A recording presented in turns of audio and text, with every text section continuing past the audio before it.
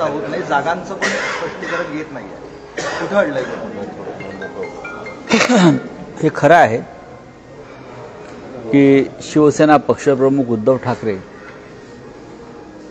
यांचे संपूर्ण राज्यात झंझावाती दौरे सुरू आहेत. आज ते संभाजीनगरला आत्ता आहेत. इथून आम्ही आता सिंदखेड राजा, मेहकर म्हणजे बुलढाणा लोकसभा मतदारसंघात जाऊ. उद्या आम्ही कोल्हापूरला आमचा आगमन आहे उद्धवजींचं, आणि कोल्हापूरला उतरल्यावर आम्ही श्रीमंत छत्रपती शाहू महाराज यांना भेटण्यासाठी जाणार आहोत. ही सदिच्छा भेट आहे. शाहू महाराजांना आम्हाला शुभेच्छा द्यायच्या आहेत. शाहू महाराजांनी कोल्हापूरमधून लोकसभा निवडणूक लढण्याची इच्छा व्यक्त केली, मान्यता दिली.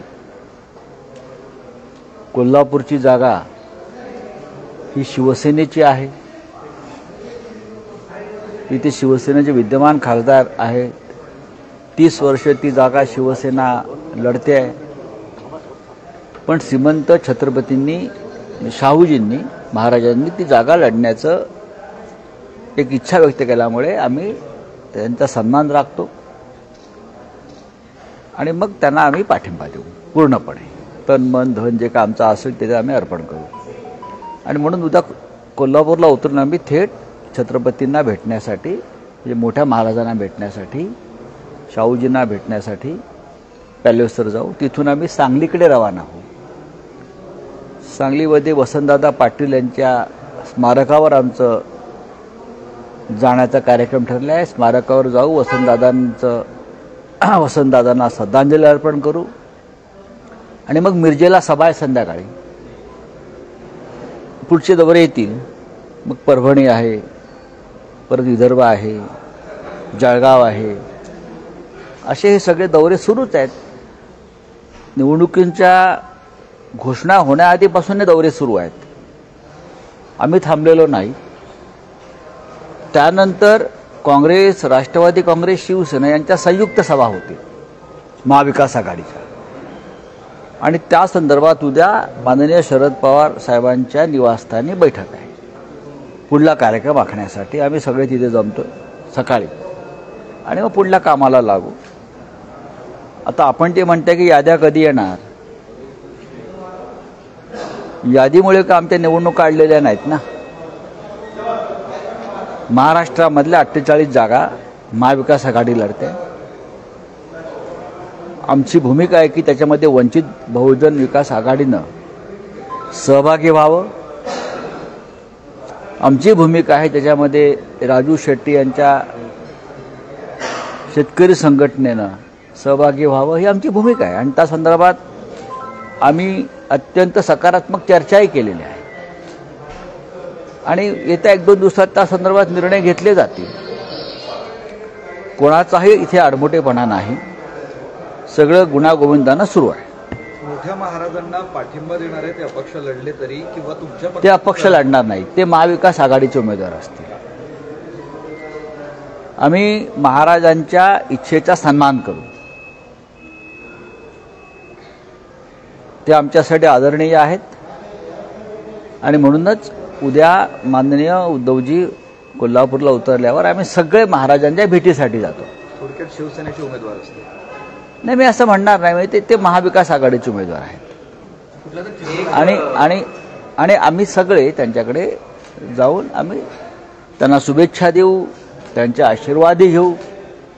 सोबत राहू असं तुम्ही म्हणताय, मात्र काल प्रकाश आंबेडकर म्हणाले की वंचित आता सोबत राहिल्याची शक्यता नाही. काँग्रेसने त्यांच्या वाट्याच्या 7 जागा. बघा, असं काय, मला आता काँग्रेसनं 7 जागा त्यांच्याकडे पाठवल्या, मग उरलेल्या ज्या काँग्रेसच्या जागांवरती वंचित उमेदवार उभा करून त्यांना पाडणार का? असे अनेक गुंते प्रकाशजी कधी असे कोडी टाकतात. डॉक्टर बाबासाहेब आंबेडकरांनी रिडल्स इन रामायण नावाचा एक ग्रंथ लिहिला होता, कोडी. तसं हे रिडल्स इन पॉलिटिक्स आहे. पण आम्ही प्रकाश आंबेडकर साहेबांचा सन्मान, बाळासाहेबांचा कायम सन्मान केला आहे, यापुढे करत राहू. आमच्यामध्ये हुकुमशाही विरुद्ध लढण्याची एकवाक्यता आहे. संविधान रक्षणासाठी आम्ही एकत्र यायचं ठरवलं आहे. ज्या पद्धतीनं देशात संविधानाची रोज हत्या होते, मला असं वाटत नाही की माननीय बाळासाहेब आंबेडकर हे प्रत्यक्ष किंवा अप्रत्यक्ष संविधानाची हत्या करणाऱ्यांच्या बाजूने उभे राहतील. ठीक आहे, आम्ही 4 जागांचा प्रस्ताव त्यांच्याकडे दिला. उद्या आम्ही पवार साहेबांबरोबर बसतो आहोत. काँग्रेसचे अध्यक्ष नाना पटोले तिकडे येत आहेत. आम्ही सगळे असू, आम्ही त्याच्यावर पुन्हा एकदा चर्चा करू. कोणताही प्रस्ताव अंतिम नसतो. राजकारणात प्रस्तावावरती चर्चा होत असते. काल तुम्ही एक व्यंग्यचित्र ट्विट केलं होतं आणि आतापर्यंतचं आवडलेलं सगळ्यात चांगलं असं काहीचं सांगितलं होतं आणि काल त्या बैठकाही झाल्या दिल्लीमध्ये, संध्याकाळी ते परतही आले. कसं वाटतं या सगळ्यात? कोणतं व्यंग्यचित्र आहे? तुम्ही जरा खुलासा केला तर बरं होईल.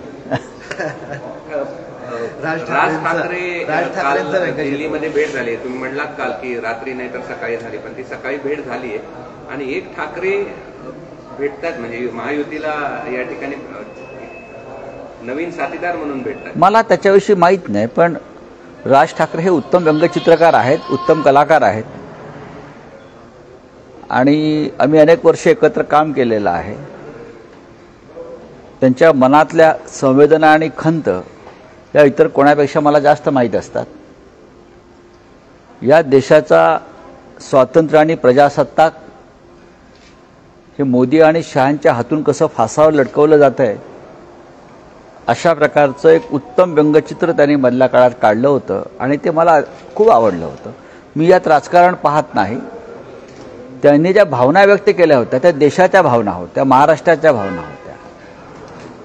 त्याच्यामुळे काल जर त्यांची भेट झाली असेल तर नक्कीच त्या संदर्भात त्यांनी तिथे चर्चा केली असेल. तुमच्या त्या व्हिडिओ तुमचे जुने व्हिडिओ दाखवले जात आहेत. मला ते मोदींचं कौतुक करतात. दुसरं असं आहे की अनेकदा पुलवामा संदर्भात आपण विचार करतो, बोलतो, आपली खदखद व्यक्त करतो. श्री राज ठाकरे यांनी एका भाषणामध्ये पुलवामा हत्येमागचं रहस्य उघड केलं होतं. त्यात ते असं म्हणतात, माझ्याकडे आहे ते, की पुलवामा हत्याकांडाच्या आधी हिंदुस्थानचे राष्ट्रीय सुरक्षा सल्लागार अजित डोवाल आणि पाकिस्तानचे राष्ट्रीय सुरक्षा सल्लागार यांची बँकॉक येथे एक गुप्त भेट झाली होती आणि त्या गुप्त भेटीनंतर पुलवामा हत्याकांड घडलं का, असा त्यांना प्रश्न पडला होता. मला असं वाटतं की कालच्या भेटीनंतर त्यांना त्यांच्या प्रश्नाचं उत्तर अमित शहानी दिलं असेल. संभाजीनगर लोकसभा आपले बालेकिल्ला आहे शिवसेनेचा. असं असताना सुद्धा इथे 2 इच्छुक उमेदवारांमध्ये वाद आहे, त्याचा विरोधकांना फायदा होतोय. मला असं वाटतं की संभाजीनगर लोकसभा मतदारसंघात कोणताही वाद नाही. इच्छा व्यक्त करणं निवडणूक लढण्याची कुठेही हा काही अपराध नाही. राजकारणामध्ये राजकीय कार्यकर्ते काम करताना विधानसभा, जिल्हा परिषद, महानगरपालिका, लोकसभा प्रत्येकाला लढण्याची इच्छा होते त्या स्तरावरती. आणि शिवसेना ज्या जागा लढवते तिथे एकापेक्षा जास्त उमेदवार आहेत, फक्त संभाजीनगर नाही. हाच प्रश्न मी इतर मतदारसंघात जातो तेव्हा तिकडले पत्रकार विचारतात. इथे 4 उमेदवार आहेत, इथे 5 उमेदवार आहेत. काल आम्ही हिंगोली मतदारसंघात होतो तेव्हा हिंगोलीत व्यासपीठावरच 4 इच्छुक उमेदवार होते आणि प्रत्येक जण सांगत होता आम्ही 4 जण इच्छुक आहोत, आमच्यापैकी कोणालाही उमेदवारी दिली तरी आम्ही काम करू. संभाजीनगरमध्ये सुद्धा वर्षानुवर्ष हा शिवसेनेचा बालेकिल्ला राहिला. 5 वर्षापूर्वी अपघातानं इथे शिवसेनेचा पराभव झाला, पण या निवडणुकीत असा कोणताही अपघात होणार नाही. दोनच इथे प्रमुख नेते आहेत तुमचे. मला चंद्रकांत खैरे हे डावलण्याचा प्रयत्न करतात असं थेट बोलले, त्याच्यामुळे त्या दोघांमध्ये वाद. अंबादास दानवे आणि चंद्रकांत खैरे यांच्यामध्ये कोणताही वाद नाही. आम्ही सगळे एकत्र असतो. अंबादास दानवे यांच्याकडे शिवसेनेच्या वाट्याला सध्या असलेलं सगळ्यात महत्त्वाचं पद त्यांच्याकडे आहे विरोधी पक्षनेतेपद, आणि त्या माध्यमातून ते शासनाचे धिंडवडे काढतायत आणि शिवसेना वाढवण्याचा प्रयत्न करतायत. संजय शिरसाट म्हणतात राजकीय भूकंप होईल, दानवे सुद्धा आमच्याकडे येऊ शकतात. भूकंप झाल्यावरती मला प्रश्न विचारा. ठीक आहे. जिल्हा हा काही शिवसैनिकांचं तुम्ही म्हणताय, तुम्ही राज ठाकरेंच्या या सगळ्या वक्तव्यांची आठवण करून दिली. आज मनसेने तुमचे काही जुने व्हिडिओ सोशल माध्यमावर टाकलेले आहे, समाज माध्यमांवर, आणि त्यात तुम्ही मोदींचं, अमित शहांचं, योगींचं कसं कौतुक करताय. 25 वर्ष आम्ही एकत्र होतो, हे लपून राहिलेलं नाही. 25 वर्षानंतर जो पक्ष विभक्त होतो त्याच्या मागे व्यक्तिगत कारणं नसतात, तर राष्ट्राची आणि महाराष्ट्राची कारणं. आज ज्या प्रकारे मोदी शहांचा भारतीय जनता पक्ष, मोदी शहांचं राजकारण, मोदी शहांची व्यापारी वृत्ती मुंबई आणि महाराष्ट्राला लुटून महाराष्ट्राला कंगाल करण्यासाठी बरं का एकही संधी सोडत नाही, अशा वेळेला कोणताही महाराष्ट्र अभिमानी माणूस त्यांच्याबरोबर जाणार नाही. दुसरं असं आहे की अनेकदा राष्ट्रहितासाठी अनेकांनी अनेक भूमिका बदललेल्या आहेत. मी in the interest of nation and in the interest of Maharashtra आणि मराठी माणूस म्हणतो आहे. अनेकांनी संयुक्त महाराष्ट्राच्या काळापासून राज्याच्या आणि देशाच्या हितासाठी अनेक प्रमुख लोकांनी आपल्या भूमिकात बदल करून जे राष्ट्राच्या हिताचं आणि राज्याच्या हिताचं आहे त्या भूमिका घेतलेल्या आहेत.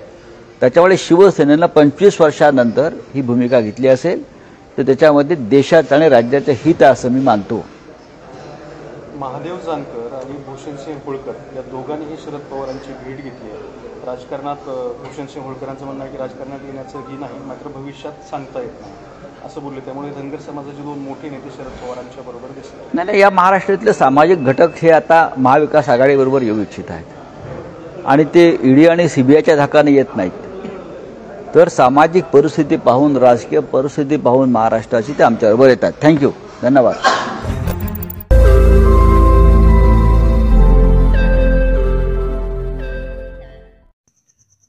रोज नई खबरों को देखने के लिए हमारे औरंगाबाद समाचार चैनल को सब्सक्राइब कीजिए और नोटिफिकेशन पाने के लिए हमारे बेल आइकन को दबाइए ताकि हर खबर की नोटिफिकेशन आपको मिलती रहे.